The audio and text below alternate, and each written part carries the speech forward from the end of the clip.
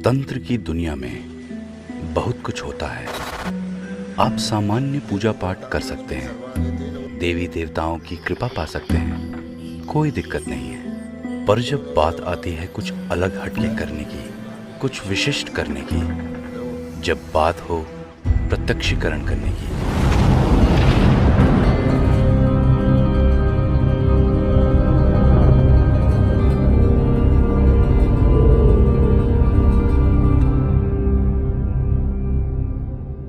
आदेश दोस्तों, मैं तांत्रिक हरीश कुमार आप सभी का अपने इस YouTube चैनल में स्वागत करता हूं। दोस्तों, हमारी जो हिंदू पद्धति है, हिंदू पद्धति में जो तंत्र है, इस तंत्र की जो सबसे शुरुआती जो चीज होती है वो होती है प्रेत।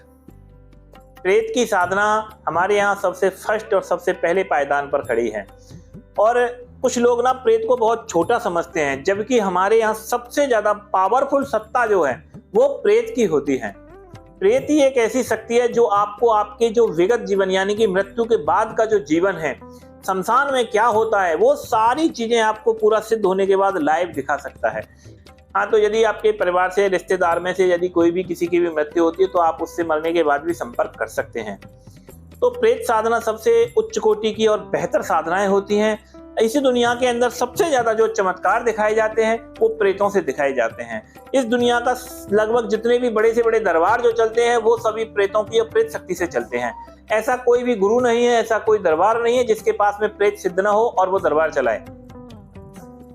कुछ लोग इन प्रेतों में ही वीर निकल के आते हैं, उन वीरों के द्वारा ही लोग उससे काम करते हैं और उस प्रेत को ही वीर बोल देते हैं। प्रेत को ही लोग कुछ अन्य नामों से जान देते हैं, लेकिन एक्चुअली में वो प्रेत होता है। ठीक है ना। तो प्रेत साधना जो है शनिवार के दिन से शुरू की जाती है, मंगलवार से भी शुरू की जा सकती है, अमावस्या से शुरू की जा सकती है। ये साधना सबसे बेहतर होती है शमशान में, सेकेंड नंबर पीपल के नीचे, बबूल के नीचे, किसी भी कांटेदार पेड़ के नीचे प्रेत की साधना आसानी से हो जाती है। किसी उजाड़ जगह पे आराम से ये साधना संपन्न हो सकती है। खेतों में कहीं पर भी ये साधना संपन्न हो सकती है। कोशिश की जाए तो घर का एकांत बंद कमरा होता है, उसमें भी प्रेत आसानी से सिद्ध हो जाते हैं, लेकिन थोड़ी सी मुश्किल आती है।